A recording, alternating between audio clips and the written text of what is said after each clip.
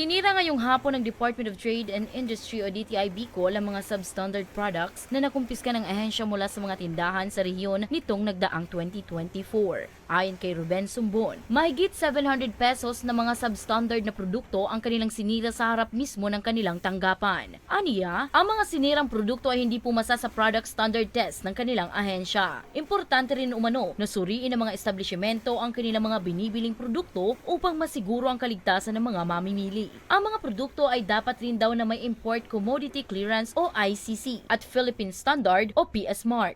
Ang ibig ko sabihin nito, yung mga produkto na nagdaan po sa na-issue po natin ng mga violation, then formal charge, then due process po natin. So ito na po yung pinaka-finale ng process na yon. So kailangan po i-surrender aside from magbabayad ng penalty yung mga na-issue namin ng formal charges. Kailangan po nilang i-surrender yung mga items na violative po, yung subject na items, kaya po sila nakasuhan. So ito po yung ginagawa natin para po hindi na mag-circulate o ma-recycle yung mga produktong uncertified. So kailangan po natin silang sirain para hindi na po magamit ulit ng mga publiko na consuming public or may dala sa ibang lugar para i-ibenta ulit. Dagdag pa niya, ito ay isang paglabag sa Section 6 ng DTI Department Administrative Order 2 Series of 2007 na nagpapatupad ng Republic Act 4109 o Standards Law. Isa rin umano ang Albay at Camarines Sur sa may pinakamaraming nakumpiskahan ng mga substandard na produkto nitong nagdaang taon. Kabilang sa mga sinira ay ang plywood, sanitary pipes, electrical appliances, motorcycle inner tube at steel wires.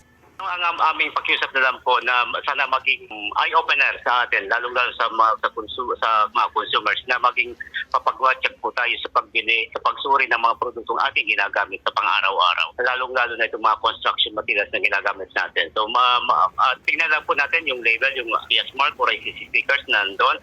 Yan po nagagarantiya sa atin, dumaan po siya sa tamang testing ng ating gobyerno. And sa mga retailers naman, sana po maging cooperative naman kayo sa government. Hindi naman po kasi kami titigil na talagang mag-issue kami ng notice of violations kapag may nakita po kami violations sa inyong mga establishment. So kung may questions po kayo, may query po kayo sa mga retailers natin regarding sa mga suppliers na dumudulog po sa inyo, makipag-ugnayan po kayo sa aming ahensya.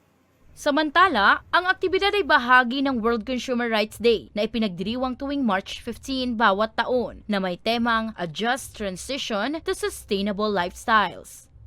Para sa mga balitang Tatak Bicol, Danica Garcia.